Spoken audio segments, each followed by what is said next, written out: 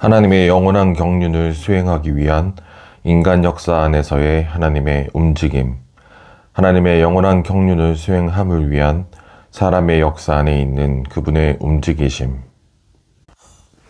역대기 상과 역대기 하의 중심 사상은 첫째 아담부터 사무엘까지의 계보를 포함하는 인간 역사 안에서 진행된 하나님의 움직임에 관한 완전한 연대기를 우리에게 제시합니다. 이 연대기는 다음 사항을 보여줍니다. 사람의 역사 안에서의 하나님의 움직임은 하나님께서 사람이 되셔서 사람을 하나님이 되게 하심으로써 인성 안에서 그분의 영원한 경륜을 수행하실 길을 준비하시기 위한 것이며, 이러한 그분의 움직임은 하나님의 선민의 역사와 관련이 있을 뿐만 아니라 인류 전체의 역사와 관련이 있습니다.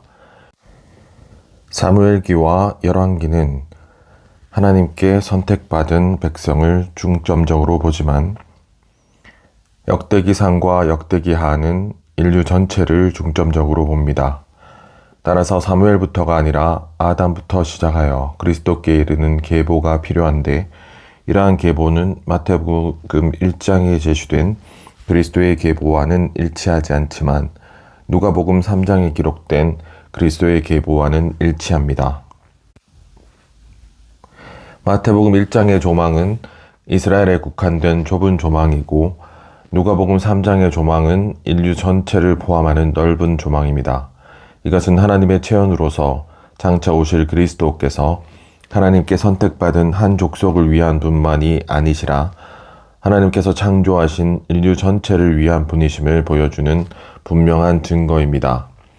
우리는 하나님의 움직임이 인간 역사 안에 있음을 보아야 합니다. 우리는 하나님께서 인간 역사 안에서 인간 역사를 통해 움직이셨고 여전히 움직이고 계심을 믿어야 합니다. 나는 1918년 이래로 세계 정세를 관찰해온 것과 성경에 있는 예언들을 연구한 것에 근거해서 하나님께서 확실히 인간 역사 안에서 움직이신다는 것을 증언할 수 있습니다. 팔레스타인에 대한 분쟁을 살펴봅시다.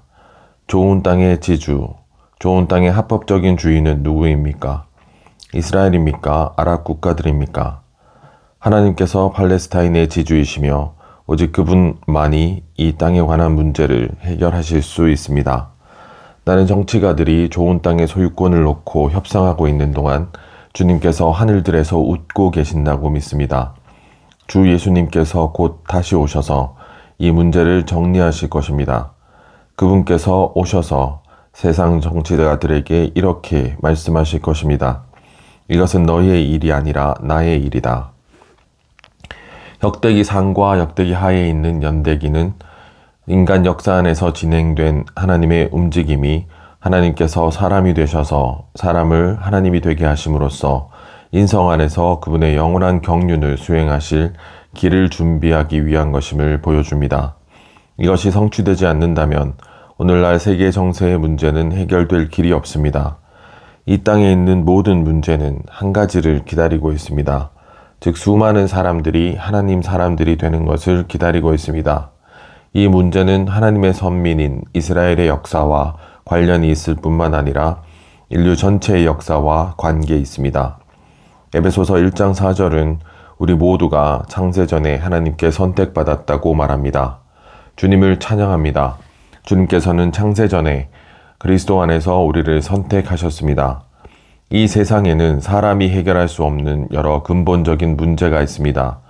이러한 문제들은 오직 주님께서 다시 오실 때에야 해결될 수 있습니다. 주님께서 다시 오실 때 첫 번째로 해결되는 것은 정의일 것입니다. 이사야서 11장 4절에서 주님께서는 장래의 세상을 정의와 의로 채우실 것이라고 말씀하십니다. 두 번째로 주님께서 다시 오실 때 세상의 모든 전쟁은 끝날 것입니다. 이사야서 2장 4절은 주님께서 다시 오실 때 사람들이 모든 칼을 쳐서 보습을 만들고 모든 창을 쳐서 낫을 만들게 될 것이라고 말합니다. 요한계시록 11장 15절은 어느 날 땅의 모든 민족이 우리 주님과 그분의 그리스도의 왕국이 될 것이라고 말합니다. 그때는 어떤 정부도 백성을 억압하지 않을 것입니다. 그리고 땅에는 의와 정의가 가득할 것입니다. 주님의 두 번째 오심이 없다면 구원은 완성되지 못할 것입니다. 구약의 12 역사서, 여호수아기, 사사기, 룻기, 사무엘기 상하, 열왕기 상하, 역대기 상하, 에스라기, 느헤미야기, 에스더기의 내재적인 의미는 하나님께서 인간 역사 안에서의 움직임을 통하여 그분의 영원한 경륜을 수행하실 길을 준비하신다는 계시입니다. 하나님께서는 사람이 되심으로 사람을 신격에서는 아니지만 생명과 본성에서 하나님이 되게 하셔서 그리스도의 유기적인 몸인 교회를 산출하시고 건축하셔서 그분의 궁극적인 표현을 위한 새 예루살렘을 완결하심으로써 그분의 영원한 경륜을 수행하십니다. 우리는 구약의 12 역사서를 하나님의 영원한 경륜과 연결시켜야 합니다. 성경은 사실상 오직 한 가지, 하나님의 영원한 경륜을 우리에게 말해줍니다. 하나님의 영원한 경륜은 그분의 선한 기쁨, 곧 그분의 마음의 갈망에 근거한 것입니다. 이 12 역사서는 우리에게 경고와 빛비춤을 주려고 하나님의 신성한 계시에 의해 기록되었습니다. 우리가 주님을 다시 모셔오는 그분의 신부로 준비되도록 하나님의 법리적인 구속을 절차로 하고 하나님의 유기적인 구원을 목표로 하는 하나님의 영원한 경륜을 수행하는 것이 오늘날 세계 정세의 문제들을 해결하는 유일한 길입니다. 하나님의 영원한 경륜을 수행하는 것이 하나님의 마음의 갈망이며 하나님께서는 이것을 성취하실 것입니다.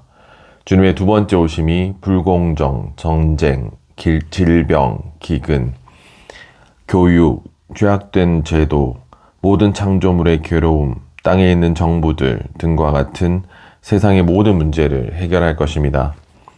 스가랴서에 계시되신 그리스도께서는 인간 역사에 밀접하게 연관되신 그리스도이십니다.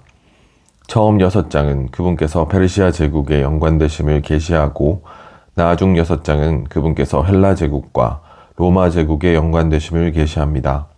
9장부터 11장까지에 있는 예언들의 중심은 배척받으신 메시아이신 그리스도이십니다.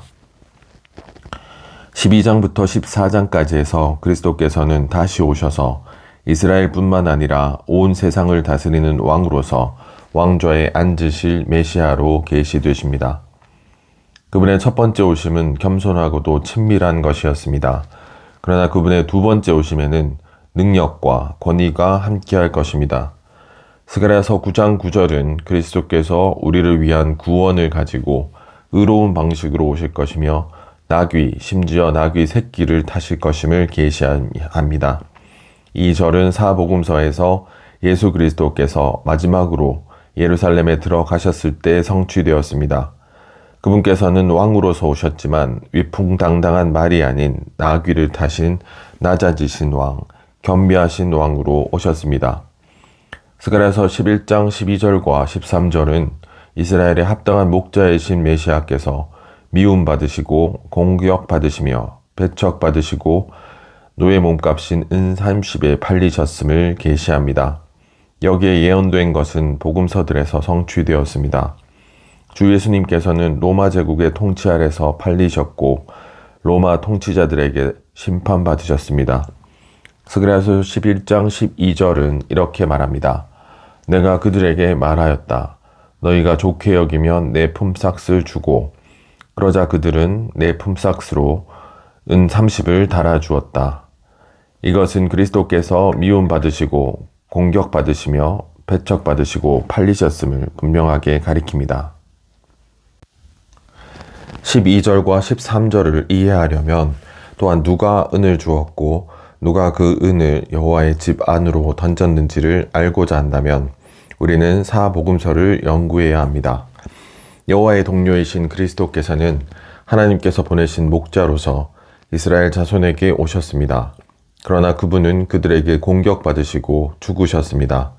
스가랴서 13장 7절은 카라 깨어나서 내 목자를 치고 내 동료인 그 사람을 쳐라. 만군의 여호와의 선포이다. 목자를 쳐서 양들을 흩어지게 하여라. 라고 말합니다. 그리스도께서는 이스라엘 자손의 친척이셨고 또한 여호와의 동료이셨습니다. 그분께서 십자가에 달리셨을 때 그분의 친척들은 그분께 상처를 입혔고 하나님께서는 칼을 부르셔서 그분을 치게 하셨습니다. 그분의 친척들이 그분을 쳤고 하나님 또한 자신의 동료이신 그분을 치셨습니다.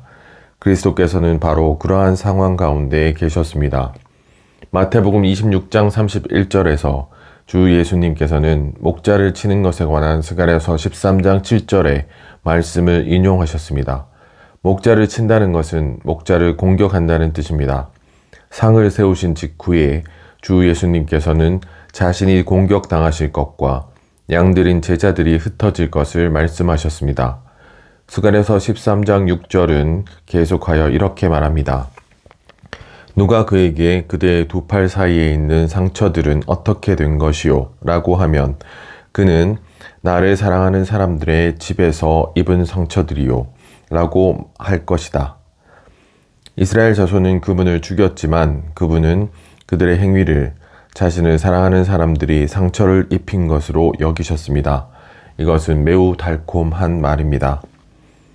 하나님께서는 다윗 집과 이스라엘 주민들에게 죄와 불결을 씻는 열린 셈을, 그리스도의 찔린 옆구리를 마련해 주셨습니다. 그날의 다윗 집과 예루살렘 주민들을 위하여 죄와 불결을 씻는 셈이 열릴 것이다. 스가랴서 13장 1절. 그리스도께서 찔리심으로 그러한 셈이 열렸습니다. 이것은 구속의 문제입니다. 스가랴서는 인간 역사 안에서의 하나님의 움직임의 초점과 주된 내용이 예수님의 증거, 곧 하나님의 건축물을 위한 그리스도의 두 번 오심이시라는 것을 계시합니다. 스가랴서 9장부터 11장까지는 그리스도께서 낮아지셔서 첫 번째 오시는 것을 말하는데 이러한 첫 번째 오심은 겸손하고도 친밀한 것이었습니다. 그리스도께서는 왕으로서 하나님의 백성을 위한 구원을 가지고 의로운 방식으로 오셨지만 위풍당당한 말이 아닌 나귀, 심지어 어린 나귀를 타신 낮아지신 왕, 겸비하신 왕으로 오셨습니다. 이것은 예수 그리스도께서 마지막으로 예루살렘에 들어가셨을 때 성취되었습니다. 여호와의 동료이신 그리스도께서는 하나님께서 보내신 목자로서 이스라엘 자손에게 오셨습니다. 그리스도께서는 사람으로서 이스라엘 자손의 친척이셨고 또한 여호와의 동료이셨습니다. 목자이신 그분께서 맞으셨고 양들인 그분의 제자들은 흩어졌습니다. 이스라엘 집에서 그리스도께서는 십자가에서 상처를 입으셨지만 나를 사랑하는 사람들의 집에서 입은 상처들이요 라고 말씀하셨습니다. 이스라엘 자손은 그리스도를 죽였지만 이 달콤한 말에서 알 수 있듯이 그리스도께서는 그들의 행위를 자신을 사랑하는 사람들이 상처를 입힌 것으로 여기셨습니다. 그리스도의 옆구리는 찔렸고 그분은 죄와 불결을 씻는 열린 셈이 되셨습니다. 이 시대의 끝에 그리스도께서 오셔서 올리브 산 위에 서실 것이고 예루살렘을 포위하는 민족들과 싸우실 것입니다. 여호와이신 그리스도께서 천년 왕국에서 온 땅의 왕이 되실 것입니다. 스가랴서에 계시되신 그리스도, 곧 열린 셈이 있는 찔리신 분께서는 하나님의 경륜의 중심과 전부이십니다. 이러한 분으로서 그분께서는 인간 역사에 밀접하게 연관되시는데 특히 페르시아 제국과 헬라 제국과 로마 제국에 밀접하게 연관되십니다. 특히 로마 제국은 그리스도께 도움이 되었습니다. 그리스도께서는 로마 제국의 통치 아래서 태어나셨습니다. 그분께서는 로마 제국의 통치 아래서 성장하시고 사역을 수행하시고 십자가에 못 박히시고 부활하시고 승천하셨습니다. 하나님의 영원한 구속을 성취하시기 위한 그리스도의 죽음은 로마 제국의 통치 아래서 완성되었습니다. 교회의 형성과 복음 전파 역시 로마 제국의 통치 아래서 일어났습니다. 오늘날에도 여전히 법이나 문화에 영향을 미치고 있는 로마 제국은 분명 하나님께서 그리스도를 그분의 경륜의 중심과 전부로 만드시려는 의도를 이루시는데 사용되었습니다. 이스라엘은 대환란 기간 동안 적그리스도와 그의 군대에 의해 짓밟힐 것입니다. 게다가 대환란의 주요 재난들이 그 땅에서 발생할 것입니다. 마지막으로 적그리스도는 많은 유대인을 죽일 것이고 올리브산에 있는 유대인들을 포위할 것입니다. 그러나 유대인들이 위험에 처한 바로 그 순간 그리스도께서 능력과 큰 영광을 가지고 하늘 구름을 타고 오실 것입니다. 그때 온 이스라엘은 그들이 찌른 그분을 바라볼 것이고 슬피 울며 회개할 것입니다. 그리스도께서 올리브산에 오셔서 이스라엘 백성을 구원하실 것입니다. 그리스도께서 민족들을 심판하신 후에 큰 나팔 소리와 함께 천사들을 보내셔서 사방에서 이스라엘 사람들을 좋은 땅, 곧 아브라함에게 약속하신 땅으로 모으실 것입니다. 그때는 이스라엘 나라가 복원될 때이며 또한 만물의 복원을 가져올 것입니다. 그때부터 왕국 시대가 시작됩니다. 스가랴서 12장부터 14장까지에서 우리는 두 번째 오실 때의 그리스도를 봅니다. 그분께서는 다시 오실 때 이스라엘뿐 아니라 땅의 모든 백성들의 왕이실 것입니다. 그분께서는 이 땅 전체를 왕으로서 다스리실 것이고 땅의 모든 백성들은 왕이신 만군의 여호와께 경배하러 해마다 예루살렘에 올라와서 장막절을 지킬 것입니다. 백성이 예루살렘에 거주하고 그곳에 더 이상 저주가 없을 것인데 왜냐하면 예루살렘이 안전하게 거주할 것이기 때문입니다. 저주 대신 축복과 안전이 있을 것입니다. 예루살렘을 치러 온 민족 가운데 살아남은 이들은 모두 왕이신 만군의 여호와께 경배하러 해마다 올라와서 장막절을 지킬 것입니다. 누구든지 왕이신 만군의 여호와께 경배하러 예루살렘으로 올라오지 않으면 그들 위에 비가 내리지 않을 것이고 여호와께서 그들을 치는 재앙을 내리실 것입니다. 이것이 그들의 죄가 될 것입니다. 은혜 시대의 하나님께서는 의로운 사람과 불의한 사람에게 동일하게 비를 내리십니다. 그러나 장차올 의의 시대에 예루살렘에 올라와서 왕께 경배하지 않고 장막절을 지키지 않는 사람들에게는 비가 내리지 않을 것입니다. 이것이 의로운 일입니다. 스가랴서 12장부터 14장까지는 그리스도의 승리에 찬 두 번째 오심에 대해 말합니다. 이 두 번째 오심에는 능력과 권위가 함께할 것입니다. 그리스도께서 두 번째 오실 때 그분의 성도들, 곧 이기는 이들과 함께 오실 것입니다. 그분의 발은 예루살렘 앞 동쪽에 있는 올리브산 위에 설 것입니다. 그리스도께서는 그분께서 선택하신 백성인 이스라엘 자손을 위해 그들을 애워싼 민족들에 맞서 싸우셔서 이스라엘 자손을 멸망에서 구원하실 것입니다. 그때 이스라엘 온 집은 그들이 찌른 그분을 바라볼 것이고 그분으로 인해 통곡할 것입니다. 이렇게 하여 온 이스라엘이 구원받을 것입니다. 이후에 그리스도께서 왕이 되셔서 민족들을 다스리시고 통치하실 것입니다. 모든 사람이 매년 예루살렘에 올라가 그분께 경배할 것이고 모든 사람이 그분께로 거룩하게 분별될 것입니다. 여호와께서 온 땅의 왕이 되시리니 그날에는 여호와께서 한 분 하나님이실 것이며 그분의 이름만이 하나의 이름일 것입니다. 스가랴서 14장 9절. 고린도후서 13장 14절의 이 삼중 축복은 하나님과 삼일 하나님과 연관됩니다. 왜냐하면 이 절에서 우리는 아들 그리스도의 은혜와 아버지 하나님의 사랑과 성령의 교통을 얻기 때문입니다. 스가랴서 1장 8절 상반절의 이 사람은 인성을 지니신 그리스도입니다. 이 절의 이 사람은 여호와의 천사입니다. 여호와의 천사는 삼일 하나님이신 여호와 자신이십니다. 여호와의 천사는 또한 삼일 하나님의 체현이시자 하나님께서 보내신 분이신 그리스도이십니다. 여호와의 천사는 또한 이집트에서 약속된 땅으로 가던 길에서 이스라엘을 호위하시고 보호하신 하나님의 천사이십니다. 이 이상에 나오는 사람은 붉은색 말을 타고 있습니다.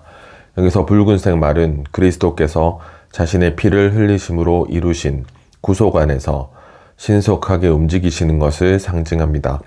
스가랴서 1장 8절 중반절에 언급된 이 화석류 나무들은 포로된 상태에서 굴욕을 당하고 있는 이스라엘 백성을 상징합니다.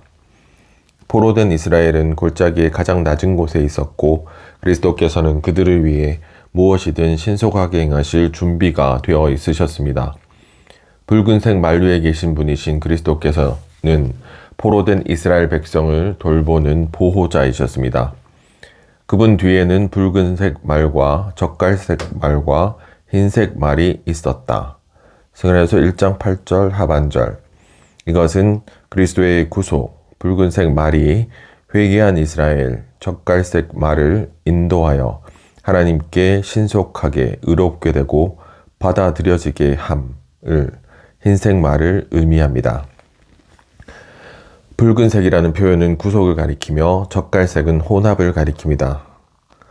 결국 흰색 말로 상징되듯이 구속받은 하나님의 백성이 하나님께 와서 처리받을 때 그들은 의롭게 될 것입니다.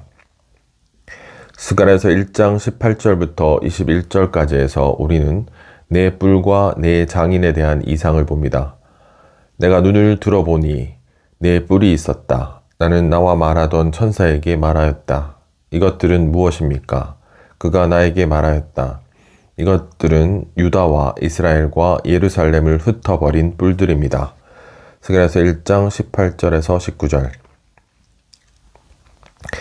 이 네 뿔은 왕이 다스리는 네 제국, 곧 바빌론과 메도 페르시아와 헬라와 로마 제국으로서 이 네 제국은 다니엘서 2장에서는 거대한 인간 형상으로, 다니엘서 7장 3절부터 8절까지에서는 하나님께 선택받은 백성을 해치고 멸망시킨 네 짐승으로 상징됩니다. 스가랴서 1장 20절과 21절에 언급된 손을 대지 않고 떠내어진 돌을 포함하는 네 장인은 이스라엘 나라를 멸망시킨 이 제국들과 그들의 왕을 멸망시키기 위해 하나님께서 쓰신 솜씨들입니다. 그리스도께서는 장인들 중 하나로서 손을 대지 않고 떠내어진 돌로 오셔서 그 거대한 형상을 산산이 부서뜨리실 것입니다. 앞에 세 제국인 바빌론과 메도 페르시아와 헬라는 각각을 뒤이은 제국이 솜씨 좋게 점령하였습니다. 어느 날 밤에 메디아의 다리오가 와서 벨사사를 패배시켰을 때 바빌론은 패배에 당했습니다. 다리오는 얼마나 솜씨가 좋았는지 그 다음으로 다니엘서 8장이 계시하듯이 마케도니아, 알렉산드로스 대왕 통치 아래 있던 헬라 제국의 숫 염소가 와서 페르시아의 숫 양을 짓밟았습니다. 역사는 알렉산드로스 대왕이 매우 솜씨가 좋았음을 말해줍니다. 그는 네 뿔을 처리한 장인들 중 하나였습니다. 나중에 로마 제국이 등장하여 헬라 제국을 처리하였습니다. 이 네 제국이 인간 역사의 중심 요인들입니다. 마침내 복원된 로마 제국은 최고의 장인이신 그리스도에 의해 산산이 부서질 것입니다. 네 제국들은 모두 이스라엘을 황폐하게 만들었고 멸망시켰습니다. 그러나 그들은 모두 하나님께서 일으키신 네 장인들에 의해 멸망했으며 복원된 로마 제국의 경우에는 장차 멸망할 것입니다. 이것은 위로하고 격려하는 약속의 말씀입니다. 모든 것을 포함하시는 그리스도께서는 하나님의 나타나심을 위한 하나님의 건축물을 얻으시기 위해 사람의 역사 안에 있는 하나님의 움직이심의 역사입니다. 그리스도께서는 인류 역사 안에서 능숙하게 일하심으로 세계 정세를 주권적으로 통제하시면서 신성한 역사 안에서 그분 자신을 우리 안으로 능숙하게 일에 넣으심으로 우리를 하나님의 무한한 지혜와 신성한 구상을 표현하는 하나님의 일의 걸작품, 곧 하나님의 시, 곧 하나님의 새로운 발명품으로 만들고 계십니다. 그리스도께서는 그분의 인성 안에서 여호와의 천사로서 곧 삼일 하나님이신 여호와 자신으로서 골짜기의 가장 낮은 곳에서 굴욕을 당하고 있는 하나님의 백성과 함께 서 계시면서 그들을 돌보시고 그들을 위해 중보기도 하시며 그들을 바빌론에 포로되어 있는 데서 신속하게 이끌어내십니다. 그리스도께서는 네 뿔을 부러뜨리기 위해 하나님께서 사용하신 마지막 장인이십니다. 네 뿔은 왕이 다스리는 네 제국, 곧 바빌론과 메도 페르시아와 헬라와 로마 제국입니다. 이 네 제국은 또한 다니엘서 2장 31절부터 33절까지에서는 네 부분을 지닌 거대한 인간 형상으로, 로마서 1장 4절에서는 네 단계의 메뚜기들로, 다니엘서 7장 3절부터 8절까지에서는 하나님께 선택받은 백성을 해치고 멸망시킨 네 짐승으로 상징됩니다. 네 장인은 이 제국들과 그들의 왕을 멸망시키기 위해 하나님께서 쓰신 솜씨들입니다. 앞에 세 제국, 바빌론, 메도페르시아, 헬라 각각을 뒤은 제국이 솜씨 좋게 점령하였습니다. 네 번째 장인은 손을 대지 않고 떠내어진 돌이신 그리스도일 것이며, 이 그리스도께서 다시 오실 때 복원된 로마 제국을 산산이 부수심으로 인간 정부의 총체인 거대한 인간 형상을 산산이 부수실 것입니다. 이 돌은 개인적인 그리스도만이 아니라 단체적인 그리스도, 곧 그분의 용사들과 함께 하시는 그리스도를 상징합니다. 단체적인 그리스도, 곧 이기는 신부와 함께 하시는 그리스도께서는 돌로서 오셔서 인간 정부의 총체를 산산이 부수심으로 하나님의 왕국을 이끌어 오실 것입니다. 다니엘서 2장은 그리스도께서 손을 대지 않고 떠내어진 돌로서 오시는 것에 대해 말하지만, 요한계시록 19장은 그리스도께서 그분의 군대인 그분의 신부를 얻으신 분으로서 오시는 것에 대해 말합니다. 요한계시록 19장에 따르면 교회는 그리스도 앞에 세워진 신부인 동시에 하나님의 원수를 대항해 그리스도와 함께 싸우는 전투원, 전사입니다. 다시 오실 때 주 예수님께서는 먼저 신부를 만나실 것입니다. 그리스도께서 신부를 맞이하신 후에 그리스도와 이기는 이들은 원수와 맞서 싸우기 시작할 것입니다. 주님께서는 흰색 말을 타실 것이며, 희고 깨끗한 세마포 옷을 입은 하늘에 있는 군대들이 흰색 말을 타고서 그분을 따를 것입니다. 요한계시록 17장 14절도 이것을 언급합니다. 그들이 어린 양과 싸울 것입니다. 그런데 어린 양께서 그들을 이기실 것입니다. 왜냐하면 그분께서 모든 주인의 주님이시고 모든 왕의 왕이시기 때문입니다. 또 어린 양과 함께 있는 사람들, 곧 부름받고 선택받은 신실한 사람들도 그들을 이길 것입니다. 요한계시록 19장 7절과 8절에서는 신부가 빛나고 깨끗한 세마포 옷을 입은 것을 볼 수 있습니다. 그런 다음 14절에서는 전쟁에서 주님을 따르는 군대들이 희고 깨끗한 세마포 옷을 입고 있는 것을 볼 수 있습니다. 교회인 우리는 단지 몸, 하나님의 거처, 하나님의 왕국, 하나님의 가족, 세 사람이기만 한 것이 아닙니다. 우리는 신부와 전투원이기도 합니다. 신부로서 우리는 아름다워야 하고 점도 주름도 없어야 하며 세마포 옷을 입어야 합니다. 전투원으로서 우리는 하나님의 원수와 맞서 싸우도록 반드시 무장해야 합니다. 자아가 가장 큰 원수이기 때문에 우리는 하나님의 말씀에 죽이는 능력을 체험하는 것이 필요합니다. 우리가 말씀을 기도로 읽을 때 한편으로는 자양분을 얻지만 다른 한편으로는 어떤 요소들이 죽음 당합니다. 어쩌면 우리는 의심과 미움과 시기와 교만과 이기심 때문에 어려움을 겪을 수도 있습니다. 말씀을 기도로 읽는 것을 통해 이런 것들을 죽일 수 있음을 알고 있습니까? 우리가 죽이는 능력을 가진 말씀을 취할수록 우리의 교만과 우리 속에 있는 부정적인 모든 요소들은 더욱더 죽임당하게 됩니다. 말씀을 기도로 읽을 때 내부의 대적이 죽습니다. 한 차례 말씀을 기도로 읽은 후에 우리는 우리를 공격하고 있던 대적이 사라졌음을 발견할 수 있을 것입니다. 매우 실질적인 의미에서 우리가 안으로 취한 말씀에 의해 대적이 죽임당합니다. 에베소서 5장에서 말씀은 신부를 아름답게 만드는 영양 공급을 위한 것입니다. 그러나 에베소서 6장에서 말씀은 죽이기 위한 것으로서 단체적인 전투원인 교회가 영적 전쟁에 참여할 수 있게 합니다. 그리스도께서 그분의 결혼날에 여러 해 동안 하나님의 원수와 대항해 전투를 치러온 이들과 결혼하실 것입니다. 이것은 요한계시록 19장에서 그리스도께서 이기는 이들, 곧 이미 악한 자를 이긴 이들과 결혼하실 것임을 의미합니다. 그리스도께서 적그리스도와 그의 군대에 맞서 싸우러 오실 때 사람의 아들로서 그분께서는 그분과 어울리고 그분을 온전하게 할 배필이 필요하실 것입니다. 이 배필이 그분의 신부일 것입니다. 인간 정부를 산산이 부수러 오실 때 그리스도께서는 그분의 신부인 이기는 이들과 함께하는 남편이실 것입니다. 이것은 그분께서 이 땅에 내려오셔서 10발가락을 처리하시고 그런 후 형상 전체를 처리하시기 전에 결혼식을 치르실 것임을 의미합니다. 결혼식 후에 주님께서는 갓 결혼한 그분의 신부와 함께 오셔서 적 그리스도 곧 자기 군대를 이끌고 하나님께 직접 대항해 싸우려는 자를 멸하실 것입니다. 그리스도께서는 그분의 신부와 결혼하신 후 손을 대지 않고 떠내어진 돌로 오셔서 거대한 인간 형상을 발가락부터 머리까지 산산이 부수셔서 하나님을 직접 대항해 싸우는 인간 정부를 멸망시키실 것입니다. 그리스도께서 이렇게 인간 정부를 산산이 부수심으로 온 땅이 깨끗이 정리될 것입니다. 옛 창조물에 속한 인간 정부라는 문제가 해결될 것입니다. 그때 그리스도께서는 돌에서 온 땅을 채우는 큰 산으로 증가하실 것입니다. 에베소서 5장과 6장은 교회가 신부이자 전투원이라는 것을 계시합니다. 요한계시록 19장에서도 우리는 교회의 이 두 방면을 봅니다.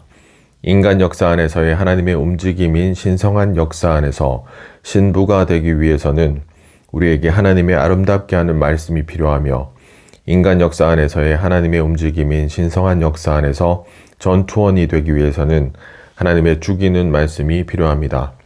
그리스도께서는 땅에 내려오셔서 적그리스도와 인간 정부의 총체를 처리하시기 전에 결혼식을 하셔서 그분의 이기는 이들을 그분 자신께 연결시켜 한 실체가 되게 하실 것입니다.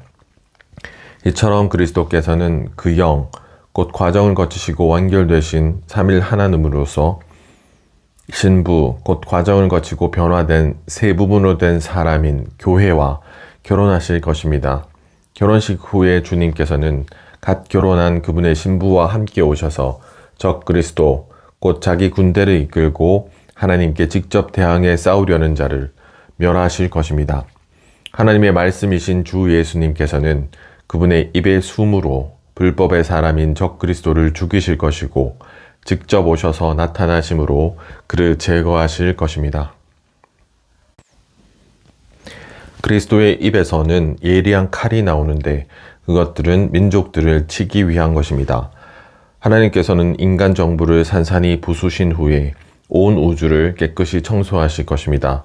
그런 다음에 단체적인 그리스도, 곧 이기는 이들과 함께 하시는 그리스도께서 큰 산이 되어 온 땅을 채우시고 온 땅을 하나님의 왕국이 되게 하실 것입니다. 하늘들은 땅을 위해 있고 땅은 사람을 위해 있으며 사람은 하나님을 접촉하고 하나님을 받아들이며 하나님을 살고 하나님을 위해 하나님의 목적을 성취하며 하나님과 하나 될 수 있도록 하나님에 의해 영을 가진 존재로 창조되었습니다. 인간 역사와 정치에 밀접하게 연관되시는 그리스도를 계시하는 구약에 스가랴서 12장 1절과 같은 말씀이 있다는 것은 놀랍습니다. 이것은 하나님께서 그분의 경륜 안에서 계획하신 것이 그리스도를 이 땅에서 그분의 움직임의 중심과 전부로 삼으시는 것이었음을 가리킵니다. 하나님 자신이신 그리스도께서 수천 년 동안 해를 거듭하여 세계 정세를 주관하심으로 인류 전체를 다스리셨습니다. 하나님께서 선택하신 사람들, 곧 하나님을 창조주와 구속자로 사랑할 사람들을 위하여 하나님께서는 그들에게 일종의 받아들이는 기관을 창조하실 필요가 있었습니다. 이것은 그들이 하나님께서 계획하신 그리스도의 온 존재를 받아들일 역량을 가지게 하시려는 것이었습니다. 그리스도께서 놀라우시지만 우리에게 영이 없다면 어떻게 우리가 그분을 받아들일 수 있겠습니까? 우리가 우리 사람의 영을 소홀히 한다면 하나님을 접촉할 길이 없을 것입니다. 스가랴서 10장의 예언은 주님께서 이스라엘을 애정어린 방식으로 방문하시는 것에 관한 것입니다. 이러한 애정어린 방문은 사실상 그리스도께서 이스라엘에게 오시는 것입니다.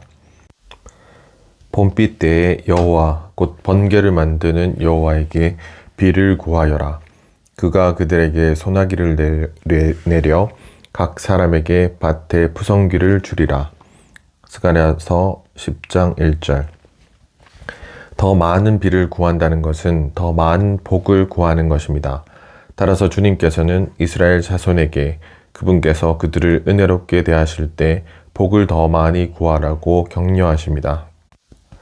주님께서 우리에게 은총을 많이 베푸시는 동안에 우리는 그분께 훨씬 더 많은 은총을 보내주시기를 구해야 합니다. 하나님께서 우리에게 소나기를 내리고 계심으로 우리는 그분께 더 많은 비를 구해야 합니다. 이것은 우리 모두가 주님의 넘치는 복을 위해 기도해야 함을 가리킵니다. 이는 만군의 여호와가 자기 양떼인 유다 집을 방문하였고 그들을 전쟁터의 위풍당당한 말처럼 만들 것이기 때문이라. 스가랴서 10장 3절 하반절. 하나님께서는 그분의 백성에게 오실 때 이렇게 은혜로운 방식으로 그들을 방문하셨습니다. 하나님께서 그들을 방문하신 것은 그리스도께서 그들에게 오신 것이었습니다. 그분께서는 사람 예수님 안에서 오셨습니다. 이 부분의 말씀은 하나님의 양떼의 목자에 대해 말합니다. 신약에서 주 예수님께서는 자신을 목자에 비유하셨습니다. 그분은 양들을 위해 자신의 목숨을 버리는 선한 목자이셨습니다.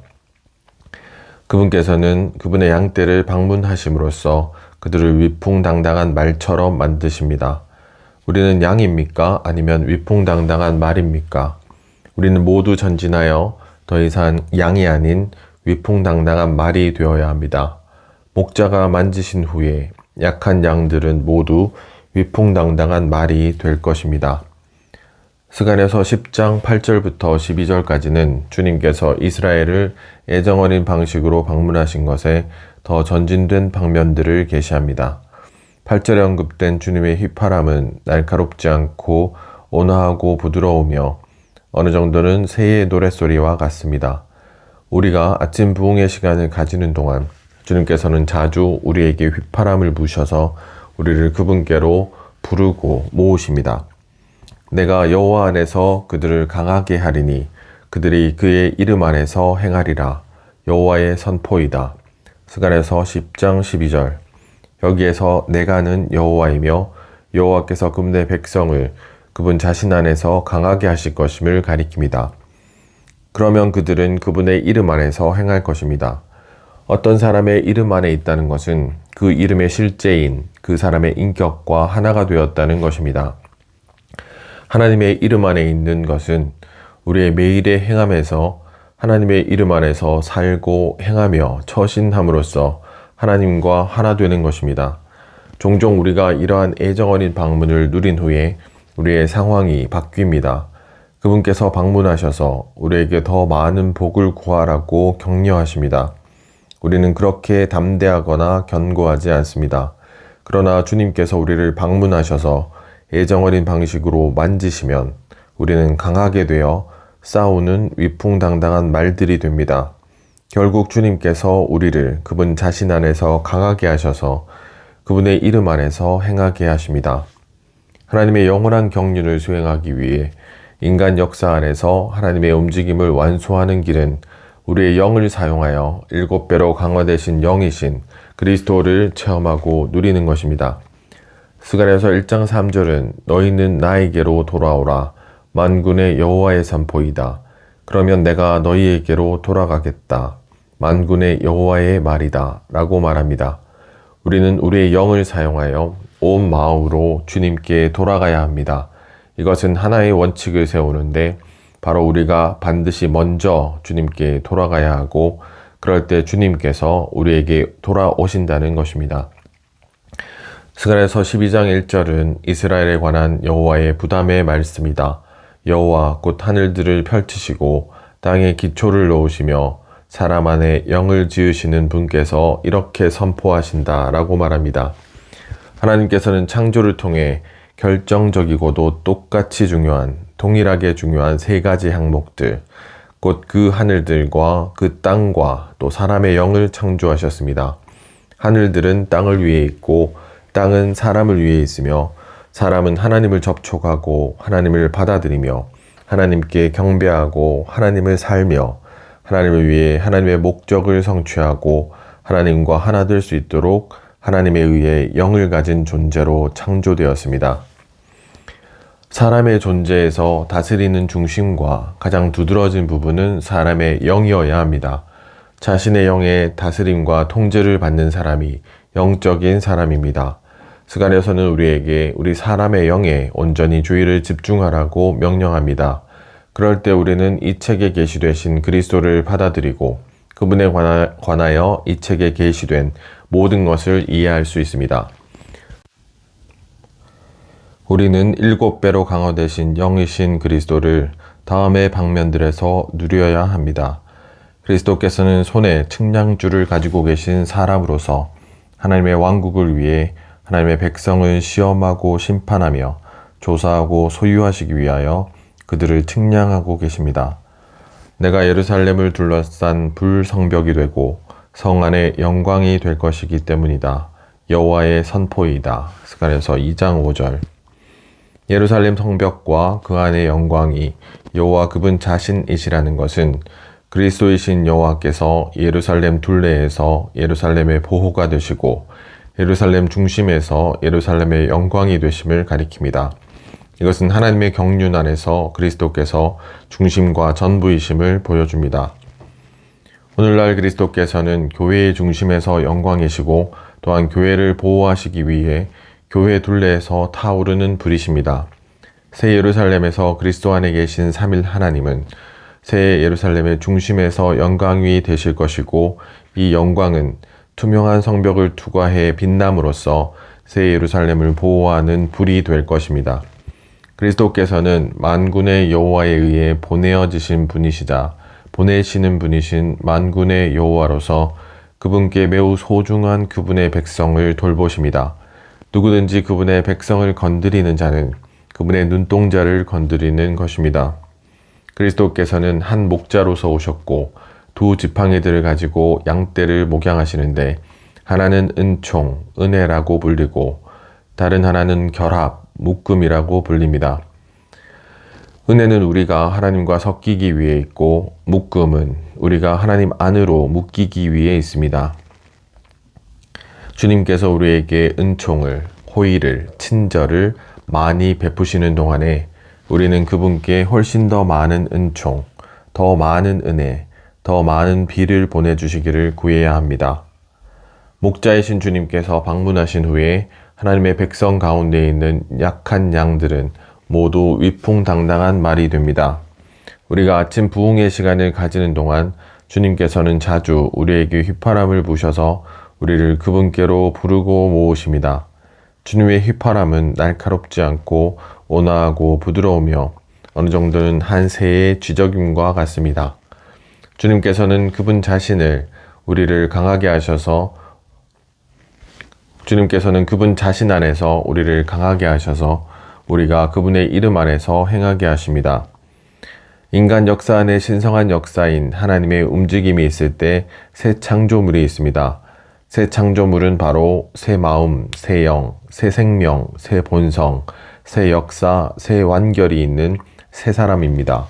우리가 신성한 역사 안에 있으면서 우리의 유기적인 구원을 위해 비밀하고 신성한 것들을 체험하고 누리는 것에 대해 주님을 찬양합니다. 이러한 체험과 누림의 결과로 우리는 그분을 다시 모셔올 그분의 이기는 신부가 되도록 자신을 준비할 것입니다.